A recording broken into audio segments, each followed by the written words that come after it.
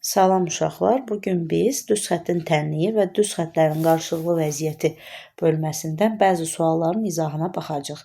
İlk öncə burada biz nəyi bilməliyik? Gəlin onu təkrar edək.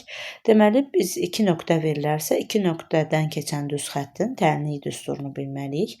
X çıxılsın x1 bölünsün x2 çıxılsın x1 bərabərdir y çıxılsın y1 bölünsün y2 çıxılsın y1.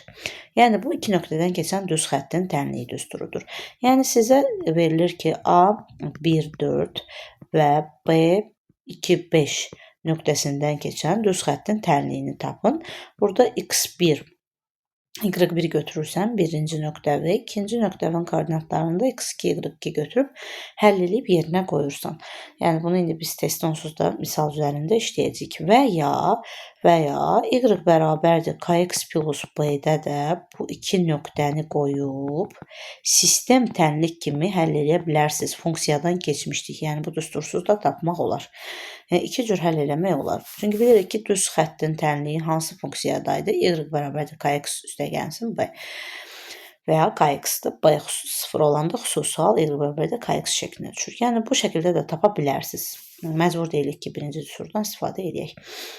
Sonra biz nəyi bilməliyik? Düz xətlərin qarşılıqlı vəziyyəti, yəni biz bunları da yazmışıq, yenə təkrar edək. Birinci növbədə düz xətlər nə vaxt paraleldir? Bucaq əmsalları bərabər olarsa, K1 K2-yə bərabər olarsa, bizim düz xətlərimiz bir-birinə nə olacaq? Paralel. Koordinat sistemində indi baxın, çəksək.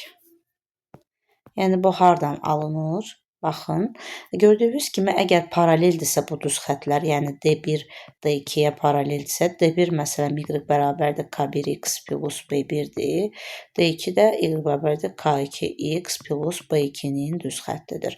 Bunlar əgər paraleldirsə, bilirik ki, bu iki bucaq uyğun bucaqdır, yəni bu iki bucaq bərabərdir.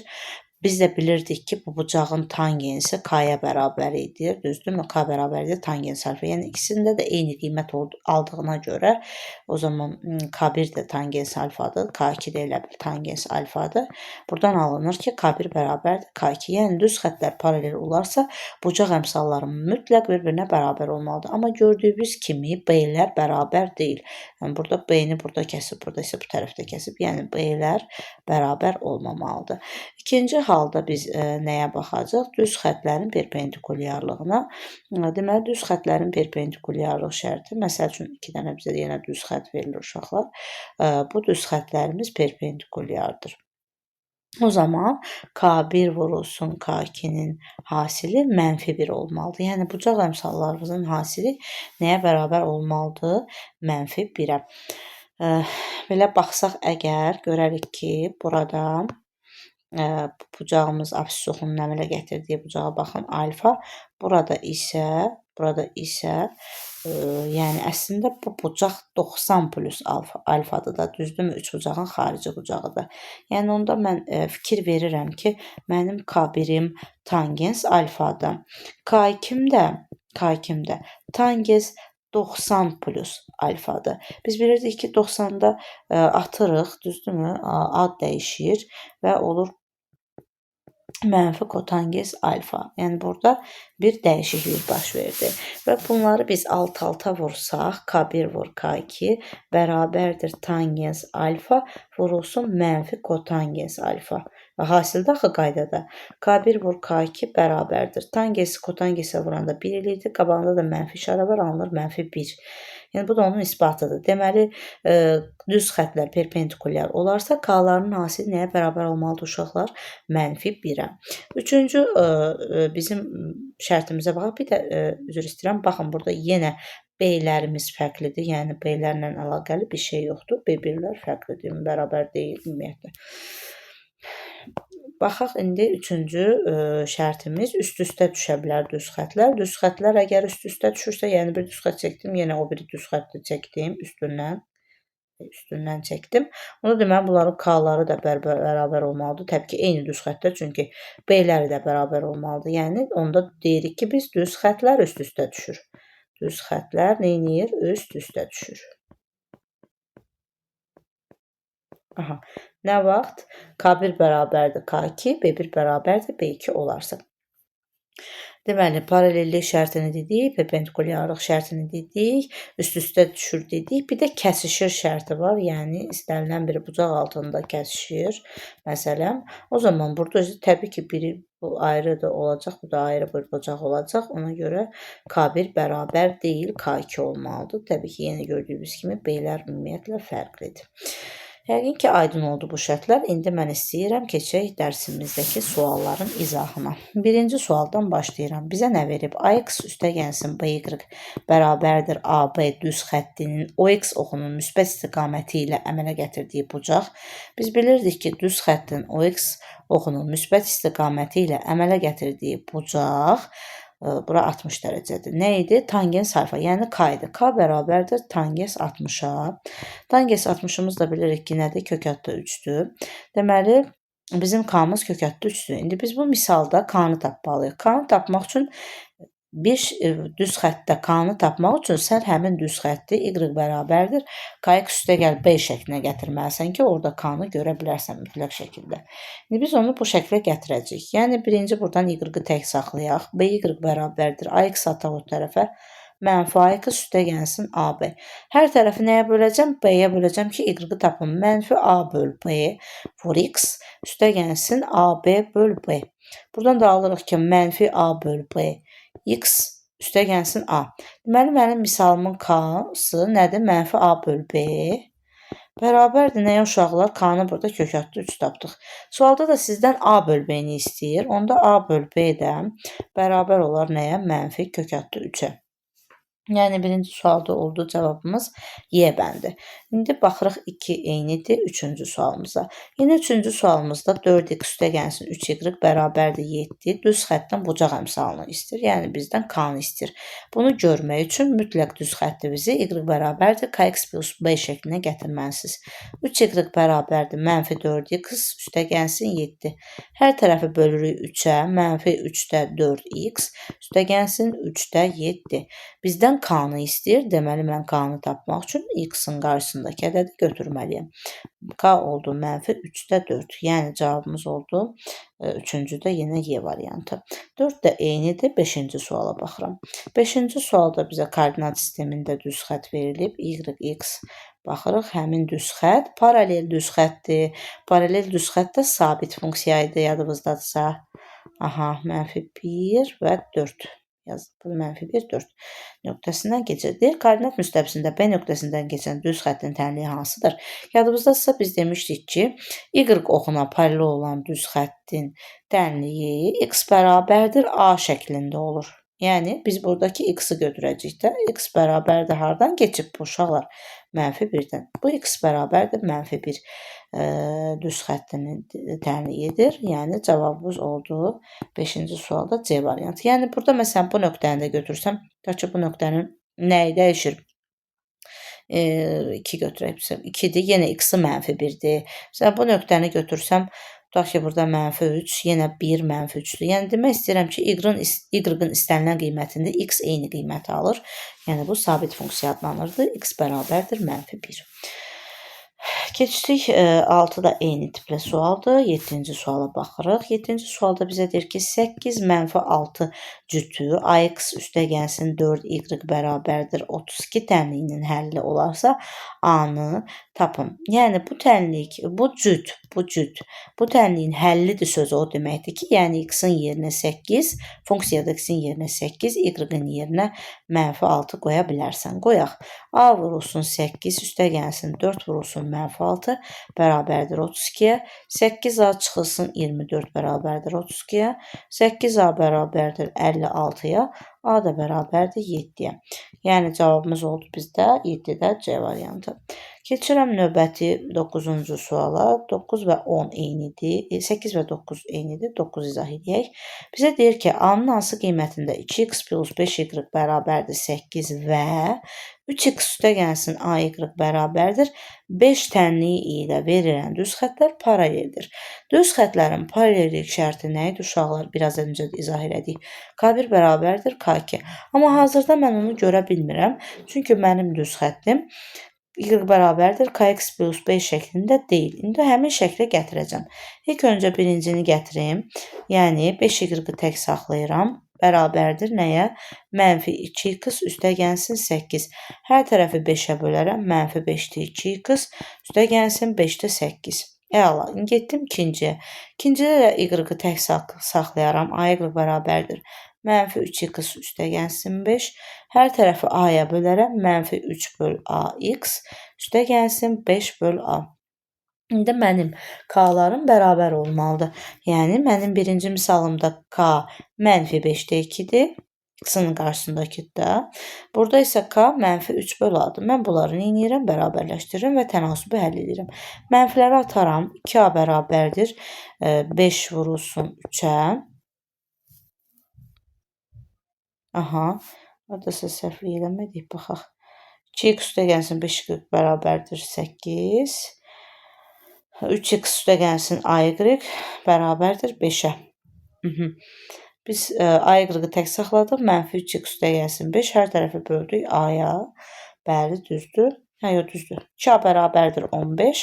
A da bərabərdir 7. Cavabı görmədim. Deməli, burada 9-cu sualda cavabımız oldu B variantı. Tamam. Keçirik indi növbəti sualımıza. Növbəti sualımızda 10-11 baxaq. Eynidir. 11 izah eləyək. Bizə deyir ki, 2x üstəgəlsin 3y çıx 8 bərabərdir 0-ın absis oxu ilə kəsişmə. Uşaqlar, absis oxu ilə kəsişmə deyirsə, absis oxu hansıdır? X oxu. Bax, bu ox.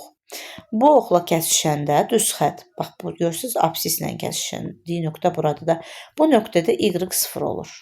Ordinat oxu ilə kəsişəndə isə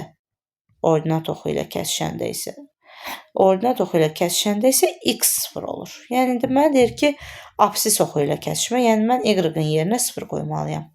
Y bərabərdir 0. Onda 2x üstəgəl 3 vur 0 çıx 8 bərabərdir 0-a. 2x çıx 8 bərabərdir 0-a. 2x bərabərdir 8-ə, x da bərabərdir 4-ə. X 4-dür, y da 0-dır. Deməli, cavabımız oldu 4-0. 11-ci sualda A variantı. 13-cü suala baxıram. 13-cü sualı köçürdürəm əvvəlcə. 2 çıxılsın m vur x üstəgəlsin 4my çıxılsın 6 bərabərdir 0. 3mx üstəgəlsin 4m çıx 1 vur y üstəgəlsin 2 bərabərdir 0. Düz xətlərinin kəsişmə nöqtəsi OX üzərində olur. Yəni, mənə deyir ki, 2 dənə düz xətdir bu və bunlar OX-ın üzərində kəsişib. Mən bunu təsəvvür eləməliyəm ki, başa düşüm. Yəni, OX oxu üzərində kəsişib. Deməli, OX oxu üzərində kəsişibsə, bunların y-ları nəyə bərabərdir? 0-a. Burada y-ların yerinə nə qoyacaq uşaqlar? 0. Gəlin qoyaq. 2 çıx m vur x. Y-ın yerinə 0 qoydumsa, bu yoxa çıxır. Olur elə çıx 6 bərabərdir 0-a.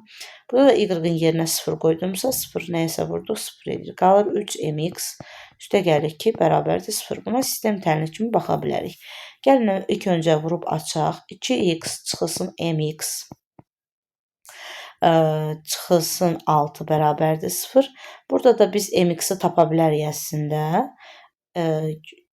mx-i tapaq. Baxaq, 3mx üstəgəlsin 2 bərabərdir 0. Aha, indi mən burada bu tənliyi 3-ə vursam, 3mx-lar gedər. Gəlin, birinci tənliyi 3-ə vuraq. 3-ə vursaq, olur 6x çıxılsın 3mx çıxılsın 18 bərabərdir 0.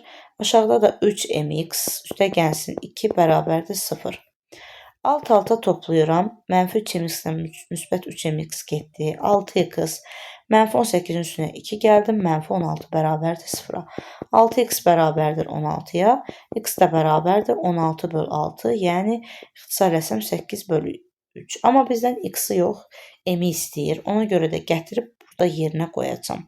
Köçürüm. 3mx üstəgəlsin 2 bərabərdir 0. 3m vur 8 böl 3 üstəgəlsin 2 bərabərdir 0-a.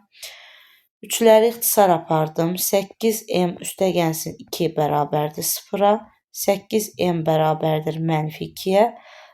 Deməli, m də bərabərdir mənfi 2 böl 8. Yəni, mənfi 4-də 1. O da edir mənfi 0,25.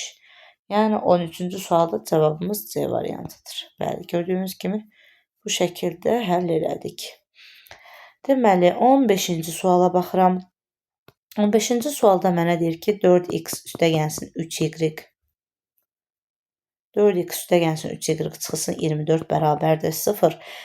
Düz xətti və koordinat oxlarının əmələ gətirdiyi üçbucağın perimetrini tapın. Tamam, bu düz xətti çəkməliyəm ki, koordinat oxları ilə əmələ gətirdiyi üçbucağın sahəsini tapa biləm.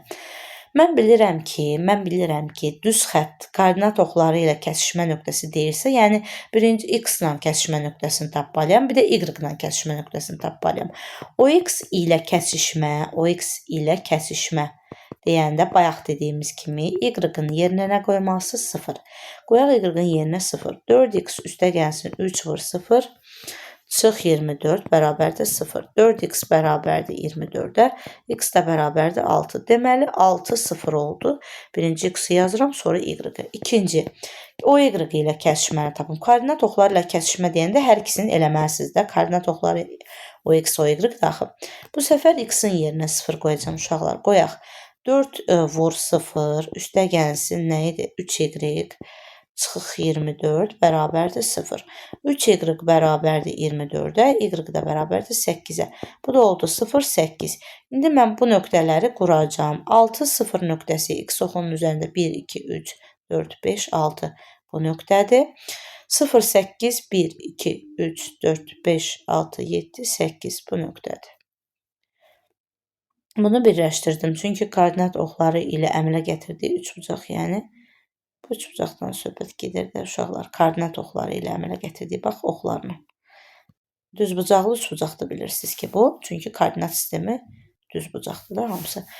Düzbucaqlı koordinat sistemidir. Aha, mənə perimetrini istəyir. Lap yaxşı. Bura 0 olduğuna görə 0-dan 8-ə qədər olan məsafə 8-dir. 0-dan 6-ya qədər olan məsafə 6-dır. 6, 8 Pifaqorla da buranı taparıq 10. Necə? 6-ın kvadratı ilə 8-in kvadratını toplayarım. 100 eləyər, 100-dən də 10 çıxar. O zaman perimetrdə 8 üstəgəl 6 üstəgənsin 10. Yəni neçə elədi? 24 cavabımız. Yaxşı. 15 keçdik. Deməli 16, 17 qaydadır. 17-yə baxaq. 17-ci sualda deyir ki, bizə hansı şərt ödəndikdə bu AX üstəgənsin BY üstəgənsin C bərabərdir 0. OY oxuna paraleldir. Bayaq yazdığımız sual OY oxuna paraleldir, yəni belə. Bu OY oxuna deməli paralel olması üçün görək bizdə hansı şərtlər yox olmalı. Yəni hansı yox olmalıdır? Y. Amma x mütləq olmalıdır. Çünki bu x bərabər idi A düz xətti idi də. Y olmamalıdır. Elə bil x bərabərdir mənfi C, x də bərabərdir mənfi C böl A. Yəni bir sabit ədədə bərabər oldu x. Düzdürmü? X bu şəklə gəldi. Deməli burada B 0 olmalıdır. Amma C ilə A 0-dan fərqli olmalıdır ki, orada bir rəqəm olsun. Yəni cavabımız oldu C variantı. Keçirəm 19-cu suala. 19-cu sualda bizə nə deyir? X üstəgəl Y çıxılsın 2 bərabərdir 0 düz xətti ilə x çıx 2 kvadratı üstəgənsin y üstəgəl 4-ün kvadratı bərabərdir 8 tənliyi ilə verilən çevrənin toxunma nöqtəsini tapın. Deməli, bizə düz xəttin tənliyini verib, bir də çevrənin tənliyini verib, çevrənin toxunma nöqtəsini istəyir. Toxunma nöqtəsi, yəni kəsişmə nöqtəsi demək deyil, məntiqlə, düzdürmü? Yəni, bir çevrəyə toxunanda kəsişir də, elə bu, düz deyil. Yəni, bu o deməkdir ki, kəsişmə nöqtəsi deyəndə yadımızda demişdik ki, y-ları bərabərləşdirin. Yəni, bunu sistem tənlik kimi baxa bilərsən. Və yaxud da x-in yerinə əvəz edib, y-ı qoyub aşağıda həll eləmək olar. Yəni, bunu bir tənlik kimi baxıram. Kəsişmə nöqtəsi o deməkdir ki, onların x-ları ilə y-ları eynidir. O zaman mən birinci tənlikdən nəyə əvəz edərəm? X-ə əvəz edərəm. X bərabərdir yazaram nə uşaqlar? 2 çıx y. Aşağıdakı tənliyi də köçürdərəm, indi yerinə qoyacam. Sonra onu açıb həll edəcəm. X-in yerinə qoyuram 2 çıx y. 2 çıx y çıx 2-in kvadratı üstəgəl y üstəgəl 4-ün kvadratı bərabərdir 8. Bunlar getdi. Mənfi y-ın kvadratı y kvadratı üstəgəl. Bunu da açaram. Y kvadratı üstəgəl 8y üstəgəl 16. Çıx 8 bərabərdir 0. 2y kvadratı üstəgəlsin 8y üstəgəlsin 8 bərabərdir 0-a. Hər tərəfi 2-yə bölərik. Y kvadrat üstə gəlsin 4y üstə gəl 4 bərabərdir 0. Bu da bilirsiniz ki, müxtəsər Ruma düsturudur. Y üstə gəl 2-nin kvadratı bərabərdir 0. Nəyin kvadratı 0-dır? Təbii ki, elə 0-ın. Yəni y üstə gəl 2-nin yerində 0 olmalıdır. Y-ı tapdıq -2. Y-ı tapdıqdan sonra gətirib burada yerinə qoyub x-i da tapa bilərik. X 2 çıx y idi. X bərabərdir 2 çıx -2. O da edir 4. Yəni cavabımız oldu 4 -2. 19-cu sualda B variantı. Sonra baxırıq.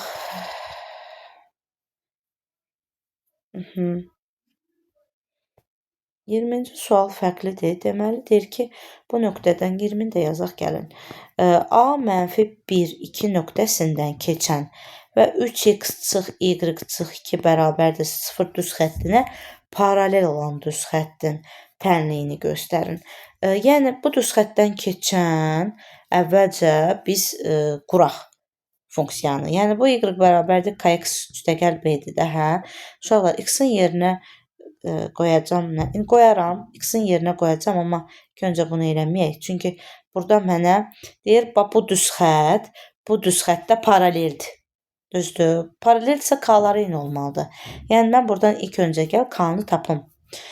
K-nı tapmaq üçün y-ı tək saxlayaq. Mənfi y-ı atsaq o yana nə olar? 3x çıx 2 bərabərdir y. Yəni, y bərabərdir 3x çıx 2-yə. Deməli, bu misalın k-sı nəyə bərabərdir? 3-ə. Onda bu misalın k-sı da 3 olmalıdır.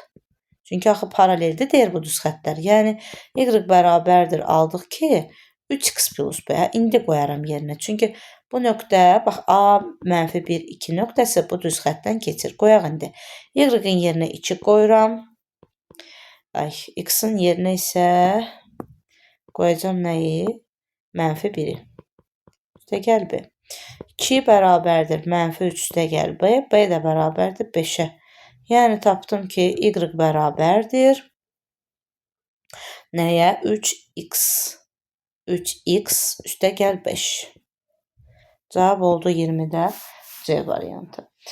Keçirəm növbəti sualıma. Növbəti 21-22 idi. 21-ə baxacaq. Burada seçmədir. Bucaq əmsalı deyir, -5-də 2 olan düz xəttin ümumi tənliyini göstərin. Yəni, burada hansında -5-də 2 olar, baxaq biz. Yəni, bir-bir bunları tək saxlayıb bölməliyik, amma fikir verin də.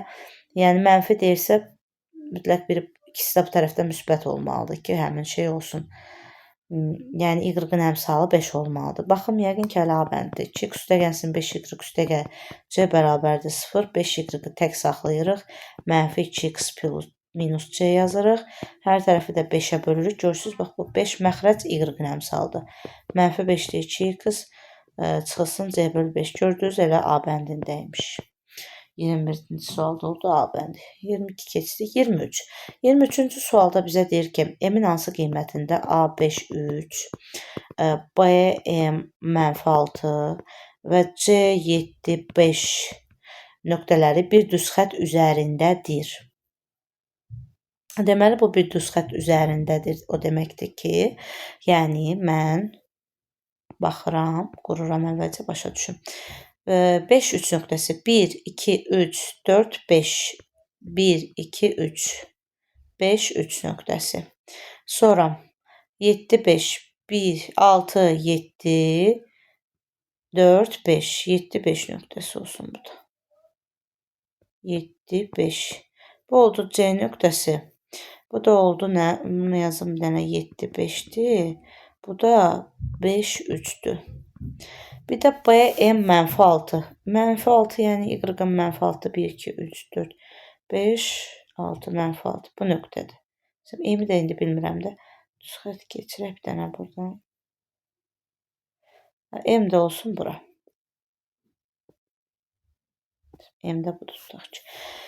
Mənə deyir ki, M-in hansı qiymətində bu 3 düz xət, bu 3 nöqtə bir düz xət üzərində olar. Aha, mən görürəm ki, indi burada mənim x-ım 2 vahid azalıb. Yəni 7 çıx 5, 2, 5 çıx 3, 5 çıx 3, daha doğrusu 5-dən də 2 çıxsam 3 eləyər də, düzdürmü? Onda deməli, mən eyni qaydada baxıram burada. Yəni bura 2 vahid azalıb, burada 2 vahid azalıb. Onu demək istəyirəm. X-im də 2 vahid azalıbsa, Y-im də 2 vahid azalıb. Baxaq gəl buradan. 3-dən -6-ya, yəni onda bu 9 vahid azalıb. Çünki 3-dən 9 çıxsaq -6 eləyər, düzdürmü? Onda mənim X-im də eyni vahid qədər azalacaq. Yəni 5 çıxılsın. Bura mənim X-im axı bu nöqtənin X-i M-dir. M -6. Yazıram 5 çıx M bərabərdir 9-a da, düzdürmü? Yəni baxın düz yazdım. 3'dən gəlmişdik biz nəyə? Düzəldəcəm indi bir dəqiqə. 3 çıx 9 bərabər oldu -6-ya. Hə, onda yazmalıyam 5 çıx 9 bərabər olmalıdır M-ə. Bu şəkildə, düzdürmü? 5 çıx 9 bərabər 9 vahid var da deməli burada bərabər olmalıdır M-ə. Bunu M də bərabərdir -4. Bəli. Cavab oldu A variantı. 24-25 eynidir. 25-ci məsələyə baxmaq istəyirəm. Bizə deməli funksiyalar verib. Biri koordinat başlanğıcından keçən y bərabərdir x-dir bu. Digəri isə nədir? Bunu da yuxarıda yazacağam. X üstəgəlsin 2y bərabərdir 4. Əla. Mənə deyir ki, yəqin ki, ştrixlənmiş hissənin sayısını tapın. Bəli. Ştrixlənmiş hissənin sayısını tapmaq üçün mən baxıram ki, nəyi tapa bilərəm burada? Uşaqlar, bu hissəni tapsam, bir də buradan hündürlüyü tapsam, yəni kəsişmə nöqtəsini də tapsam, mən sahəni tapacam da üçbucağın sayısını. Ona görə, deməli, birinci bilirik ki, kəsişmə nöqtəsində bayaq dedik. Bunları sistem tənlik kimi həll eləməlisiniz. Y bərabərdir x, x üstəgəlsin 2y bərabərdir 4-ə. Deməli, mən buradan y-ı tapmalıyam. X-in yerinə y qoyuram burada. Y üstəgəlsin 2y bərabərdir 4-ə, 3y bərabərdir 4-ə, y də bərabərdir 3-də 4-ə. Yəni, bu məsafə y-ımız nədir? 3-də 4-dür. Onda mənim h-ımı tapdım. H-ım nəymiş uşaqlar? 3-də 4. Əla. İndi gedirəm mən bu nöqtələri tapmağa. Bu nöqtənin biri onsuz da məlumdur. Bura 0-dır, qaldı bu nöqtə. Bu nöqtə hansı düz xəttindir? Bax bu nöqtə. Hansı düz xəttindir? Bu düz xəttin hansı oxu kəsdiyi nöqtədir? Absis oxunu kəsdiyi nöqtədir. Absis oxunu kəsdiyi nöqtədə nəyin yerinə 0 qoymalıyam? Y-ın. Deməli, burada y-ın yerinə qoyursunuz 0. Olur, x üstəgəl 0 bərabərdir 4, yəni x bərabərdir 4-ə. Yəni, bura oldu 4. Всё. İndi sahəni tapıram. S bərabərdir 4 vurulsun. 3-də 4 bölünsün 2. A vur h bölü 2-də, yəni. Bu da eləyir 3-də 16 bölünsün 2, yəni vurulsun 2-də 1. Burada da nə edəcək? Biz 16 ilə 2-ni ixtisara aparacaq 8. Elədi nə? 3-də 8. Yəni cavabımız 2 tam 3-də 2 A variantı. Yəni aydındır, ştrixlənmiş hissənin sayısını tapmaq üçün nə etmək olduğumuz məlum oldu bizə. Deməli, biz tərəfi tapmalıydıq. Sonra isə hündürlüyü tapmalıydıq. Ona görə də birinci növbədə kəsişmə nöqtəsini tapdıq ki, həmin nöqtəni tapacaq. Ondan sonra nəyi tapdıq? Absis oxu ilə kəsişmə nöqtəsini tapdıq ki, oturacağını tapaq və vurub 2-yə bölə bilək. Baxaq.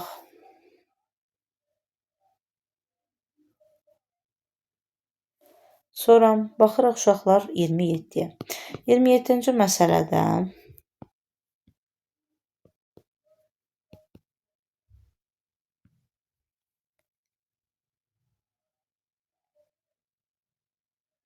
dəqiqə.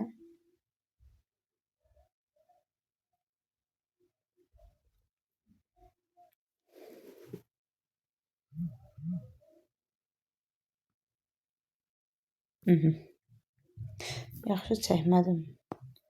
Düzəldim, dənələməm.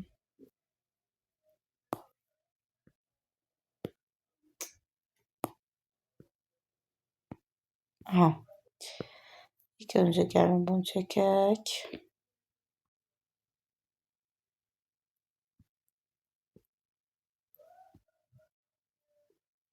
Baxın uşaqlar, indi bizə nə deyir? Deyir ki, Y nöqtəsi, B nöqtəsi, A nöqtəsi verilib D, C. C 6, 4. Və kvadratdır bu. Kvadratdırsa onda bunun bütün tərəfləri bərabərdir də. Doğrudurmu? Mən buradan görürəm ki, mənim x-im 6-dır. Yəni bura 6-dır uşaqlar, y-ım da 4-dür. Bu nöqtənin koordinatı burada da 4. Deməli, bura 4-dür də elə kvadratın tərəfi. Bura 4-dür də, məlum məsələdir.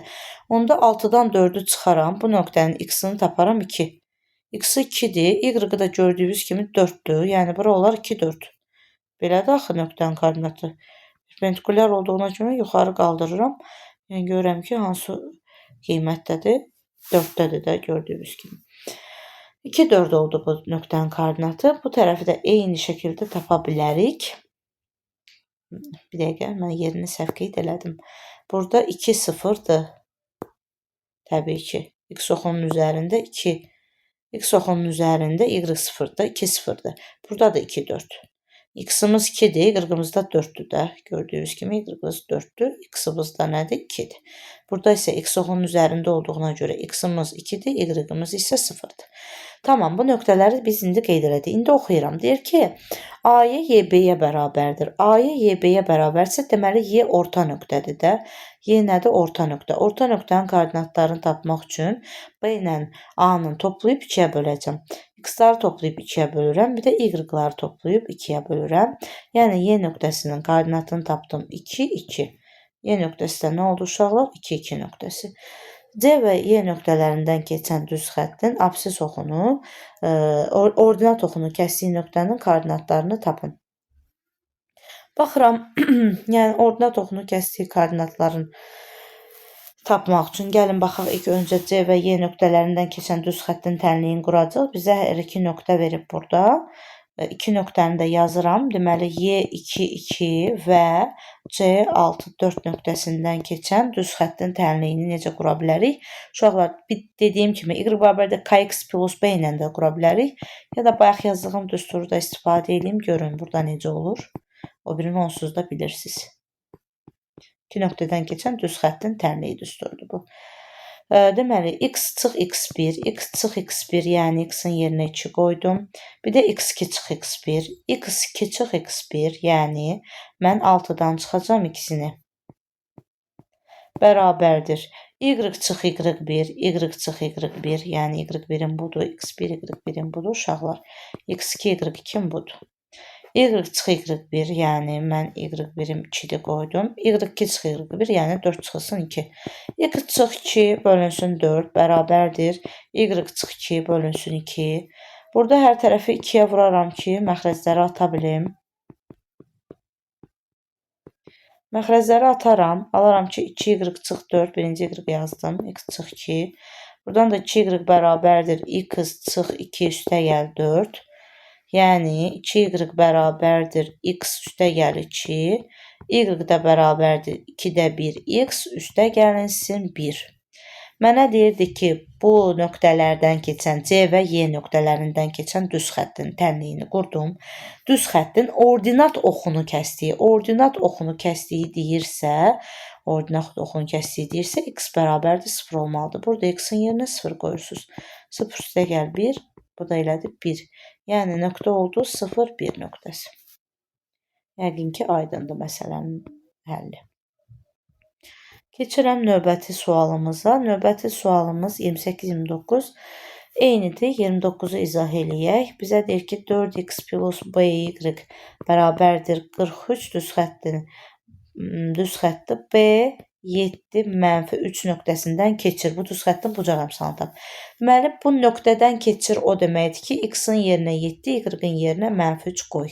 X-in yerinə 7, y-ın da yerinə mənfi 3 qoyaram. Aha, 28 çıxılsın 3b bərabərdir 43-ə. Mənfi 3b bərabərdir 43-dən çıxaram 28-ni eləyər 15. 15-i də bölərəm mənfi 3-ə, cavab eləyər mənfi 5. Amma mən B-ni tapmışam, məndən K-nı istəyir. Gətirib B-ni diqqətlə baxın həmişə. Elə tapan kimi gedib, məsələn, uşaqlar çaşıb mənfi 5 cavab variantında olanı qeyd edirlər. Səndən axı onu istəmir, səndən bucaq əmsalını istəyir. Bayaq da izah elədim. Bucaq əmsalını görmək üçün siz bunu y bərabərdir kx plus b şəklinə gətirməlisiniz. Mənfi 5y bərabərdir mənfi 4x üstəgəl 43. Gördünüz, y-ı təkləyirəm.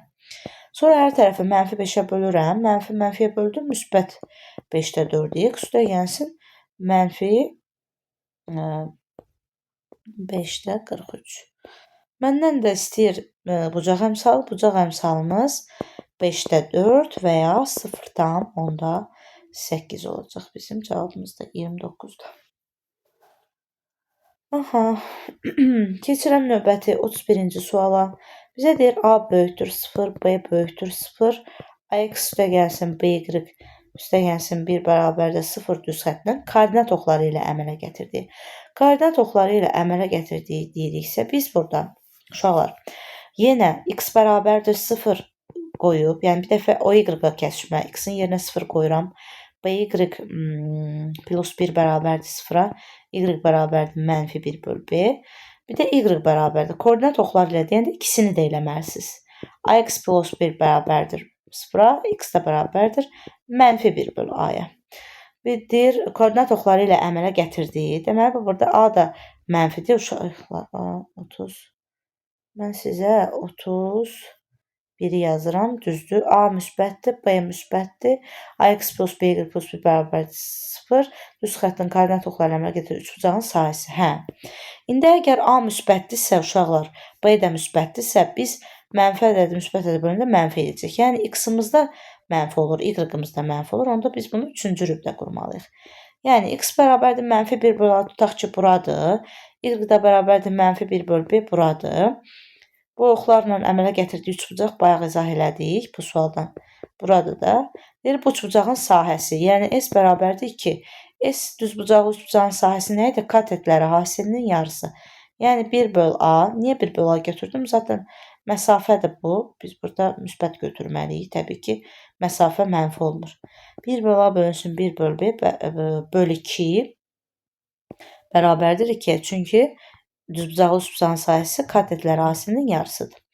Tamam, aldıq ki 1 bölünsün a vur b vur 2 məxrəcə düşdü, bərabərdir 2-yə. 4ab bərabərdir 1-ə. A vur b də bərabərdir 4-də 1-ə. A vur b-ni istəyirdi bizdən zaten, biz də tapdıq. A vur b 0,25-dir. Yəni 31-ci sualda bizim cavabımız oldu 0,25. 32, 33, 33 izah eləyirəm. Deyir ki, k-nın hansı qiymətində y bərabərdir kx üstə gəlsin 4 kökatda 2 və y bərabərdir tangens 30 vurulsun 8 kökatda 3x çıxılsın 2 kökatda 5 düz xətləri paraleldir. Düz xətlərin paralel olması üçün mən k-nı aydın şəkildə görməliyəm. Burada hələ k-nı hesaplamalıyıq. Gəlin düzəldək. Tangens 30 nə idi? 1 böl kökatda 3 vurulsun 8 kökatda 3x çıxılsın 1 böl kökatda 3, birbaşa vurub açıram uşaqlar. 2 kökatda 5. O zaman y bərabərdir. Bunlar getdi. 8x çıxılsın 2 kökdə 5 bölünsün kökdə 3. Mənim ikinci düz xəttimdir. Birinci düz xəttimi də aşağıdan köçürdürəm. İndi mənə deyir ki, bu düz xətlər paraleldir. Yəni k1 bərabərdir k2-yə. Deməli, mənim burada k-m 8-dir. Burada k-dır, burada da 8-dir. K 8-ə bərabər olmalıdır. 32-ci sualda k bərabərdir 8-ə. Cavabımız oldu 8. Digər ətraflı sualları birazdan izah edəcəm, çünki indi dərsim başlayır. Bu qədər bu izahlara baxın, digərlərini də mütləq şəkildə yazın.